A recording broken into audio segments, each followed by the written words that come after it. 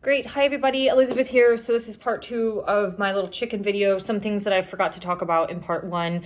I apologize for things being a little unorganized. When I was banned for 90 days, I basically didn't do a video for like 4 months. And so I'm a little out of practice on verbal speaking, and I'm way better at writing than I am speaking out loud. Sometimes I do these videos when I just have a thought in my brain and I do it in between a class really quick. So some things that I forgot to share. Obviously in the first video, I talked about how humans and chickens are meant to free range. We are also meant to be able to reproduce normally. And this has been a very big problem for chickens lately in terms of the egg production, in addition to the rise of infertility in humans. We can start connecting the dots to see how animals and humans are not too different. So one thing I forgot to share is I have a friend. He's originally from Ethiopia and moved to the United States to work.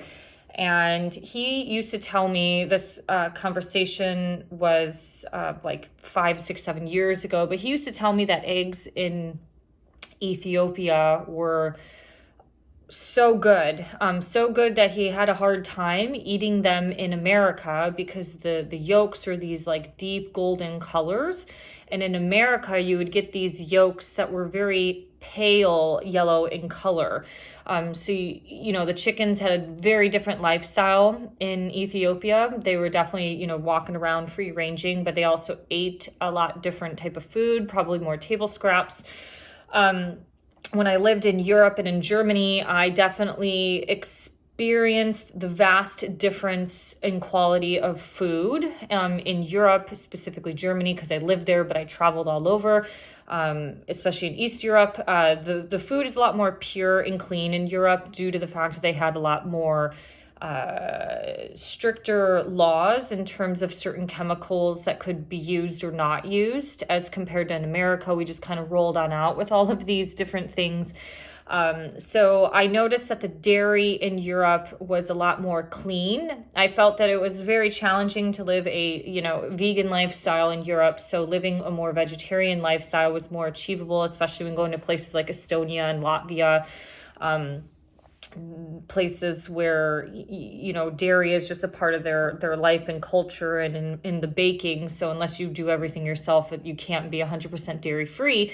But the reality is the eggs and the milk and everything were very different there. And I also noticed that certain issues that I had in America with dairy, such as getting all phlegmy, did not happen in Europe. So once again, it was a qualitative analytical study on myself to see how the food was just so different. One great example, like the strawberries, is a really big thing in Germany, as well as asparagus and white asparagus. So you have all these little strawberry stands that pop up around the towns and the villages, and these strawberries are like a deep pink, dark red, and they are just bleeding with juice, as compared to when you see a lot of conventional strawberries in America, you tend to see this white top. So you either know that it's either GMO or something was lacking in the nutrient production, whether it was the actual seed or maybe the lack of production in the soil. That didn't really quite produce this very robust strawberry as compared to what you would get in Europe. Europe and America and Canada, very fertile land. It's some of the best farming land in the world. And I genuinely believe that with now understanding the history of all these Nazi chemicals that have been used through Monsanto and glyphosate, that we are completely destroying the environment because of chemical use. So those are two quick examples. The human body is constantly always trying to maintain homeostasis. So your blood pH is in the middle of kind of a pH chart. So you can either be too alkaline or too acidic, and most people are constantly always in the acidic side in this culture because of cheap processed floured food, fast food, Coca-Cola, sugar, high salt, not good salt, but more the negative salt that you would get from like a Campbell's soup and things like that. their body is constantly in an acidic state, and it's trying to pull, your body is trying to use all these nutrients and such to get it back to being more alkaline and in balance and in harmony. And so as we have nature, animals that come from nature that are biologically programmed to do certain things, their bodies are also trying to reach this homeostasis type of state. Their microgut biome is no different than anything in the human body. And when certain things like that are off, that's where problems can occur. So if you're trying to look at disease, the cause of disease, or let's just say disease prevention, infertility, because infertility is all about recreation, creation energy, reproduction, regrowth, regeneration of certain things, you're constantly looking at two main factors that cause infertility as well as disease. You're looking at either the diet and or toxicity levels. I talked a little bit about that in the first video. So even when I talked about the Mayo Clinic, when they talked about infertility in humans, there were two extreme ends of the spectrum that it talked about, which was obesity, being highly overweight, or being highly underweight, like anorexia and bulimia. The masses in this country have more problems with obesity and being highly overweight as compared to the anorexia and bulimia. One little fast tidbit is that your body, the human body, needs at least 1,200 calories a day just to survive. Your basic organ functions, such as your brain working, your lungs breathing, your stomach digesting all of the food that you consume. So things that happen in humans are really not too far different from animals. So this country has a history of cheapening food and also adding a bunch of poison to food. If you look at baby food, it is laced with heavy metals. If you start looking at the chocolate industry, Hershey's and Trader Joe's are now in these lawsuits about lead being into the food. And so in the last video when I spoke about male infertility in terms of, staying away from environmental toxins, and lead was one of them that was mentioned. Think about all the lead paint, all the men painting with lead paint throughout the mid-century. And now think about lead being in your chocolate. It is utterly, utterly frustrating and fascinating. So after I did that video, I actually started rummaging around the internet to find some old historical things, just because I'm into that. And I did find, if I can find my website now, where is the Google thing? I did find the Reliable Poultry Journey from May of 1917 that had a little bit of a column. I'm going to link this down below so you can read it. It has a column that allows farmers to ask questions to these experts, and these experts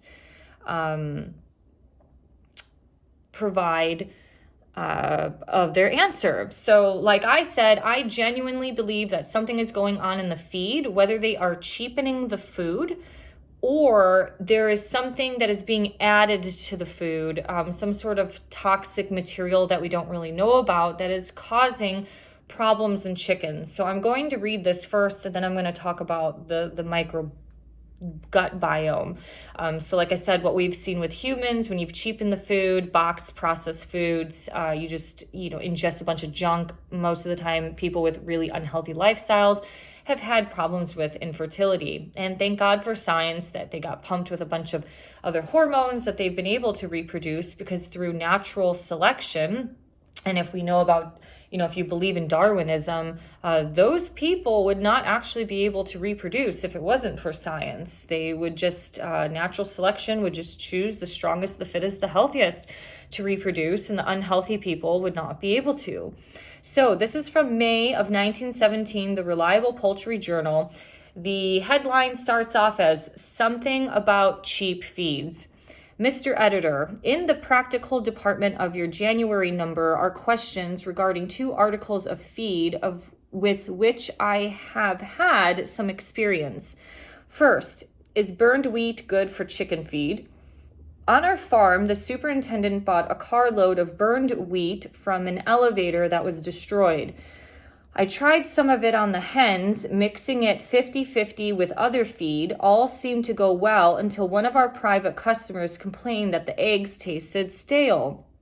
She said she couldn't even make cake with one of those eggs without the cake tasting like burnt food.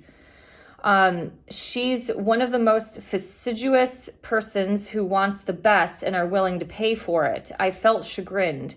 It took me some days to locate the difficulty, but it is now no more burnt wheat for the hens that produce eggs for my fancy egg trade.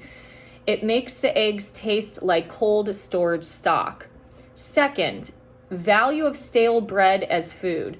I have used great quantities of bread in my flock, especially as feed for the growing youngsters.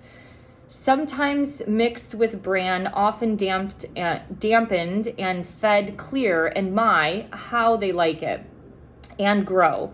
You can almost see them grow from day to day. But as they are on free range, they may stand more of that rich food, that confined stock. As the laying season approaches, I find it necessary to cut it out, except that I then grind it in a meat grinder and use about 25% of it in a mash of bran, middlings, and alfalfa meal, with corn added in the cold weather. LWT from Pontiac, Michigan. The reply starts off, it results which count in feeding as in everything else. You are what you eat. If we feed cheap food, the birds are cheapened by it in the eggs tasting in lower vigor and vitality, in fewer eggs in some way. This is all 1917 writing, so it's a little bit different than the English we kind of work with today.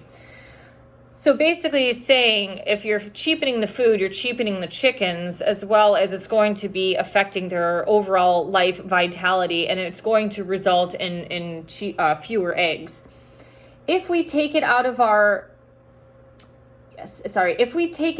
birds by feeding them inferior foods, they take it out of our pocketbooks eventually. There is no doubt whatever about that.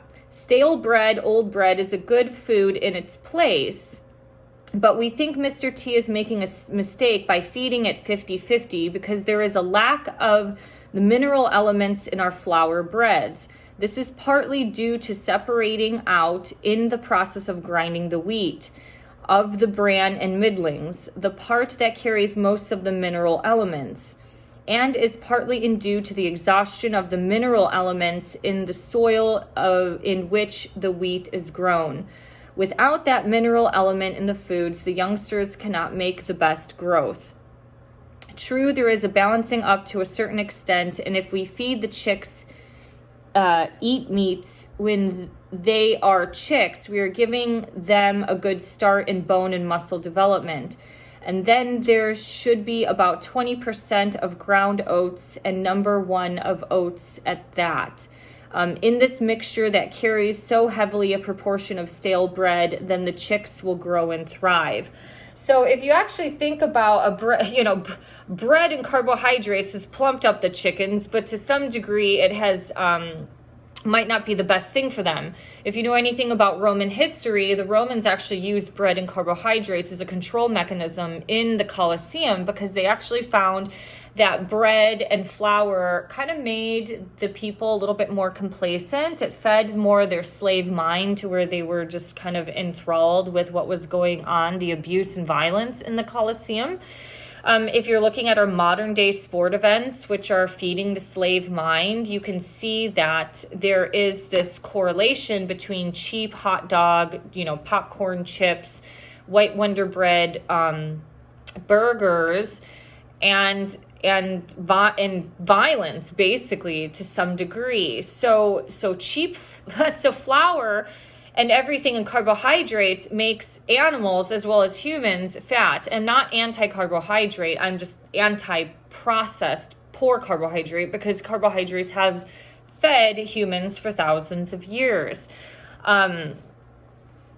If you start looking at the scams in the animal pet food market, pets have been stripped from their natural diet of being more carnivorous. Cats are carnivores. Their intestinal line is different, so they are carnivorous in their natural state.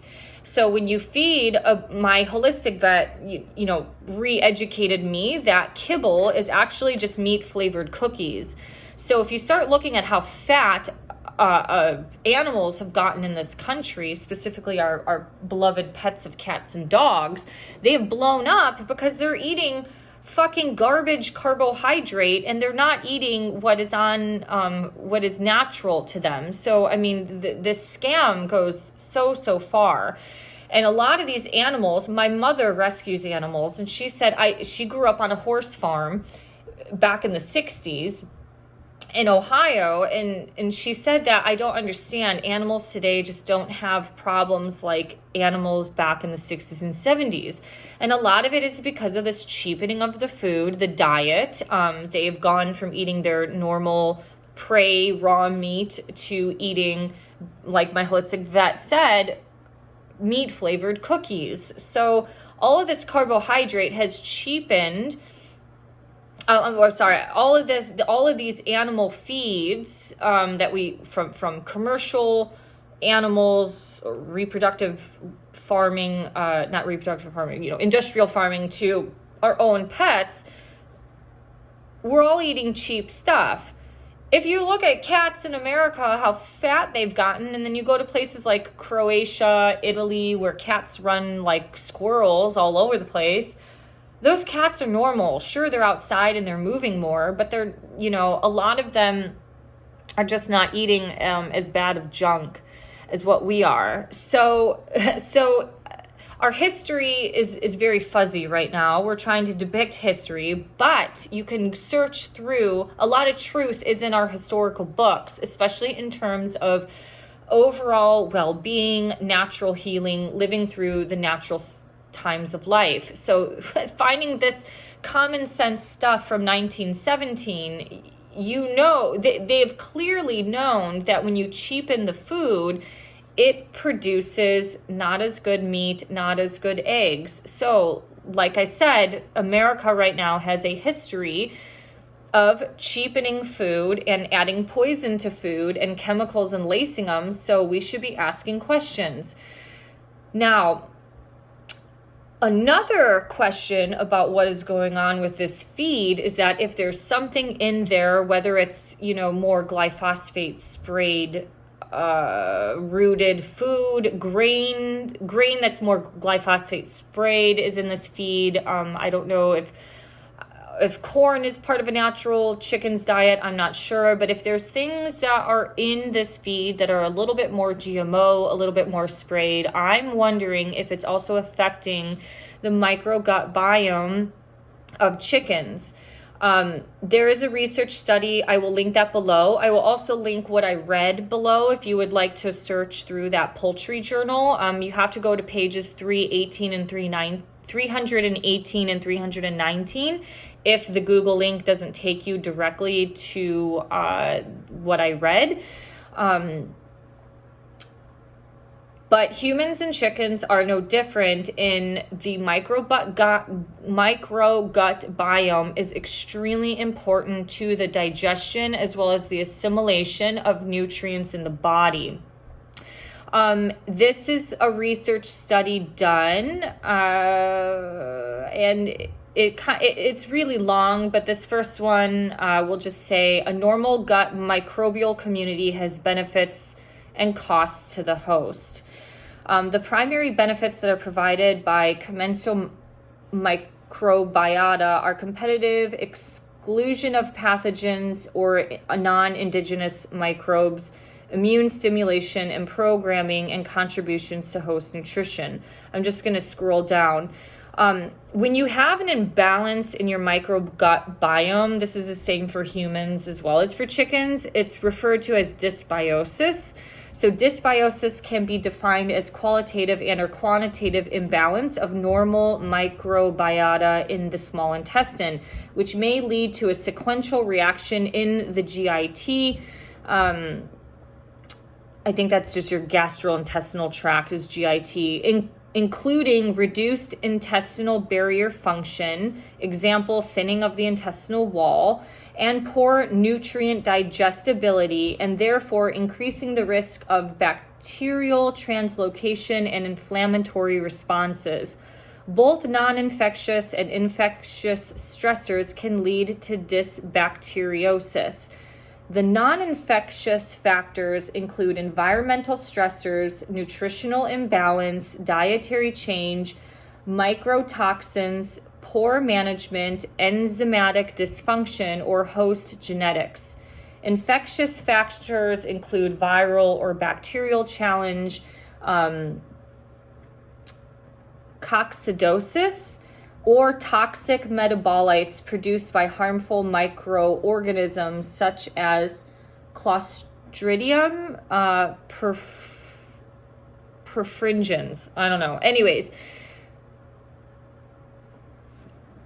this is interesting because, like I said, if you're cheapening the feed and or adding something a little bit toxic that's not on the USDA label, I don't know what it is in the feed world, but in the human world, if you have less than 0.5%, so less than 0.5% of an ingredient is part of the food, it is okay by the USDA to not put that on your food label.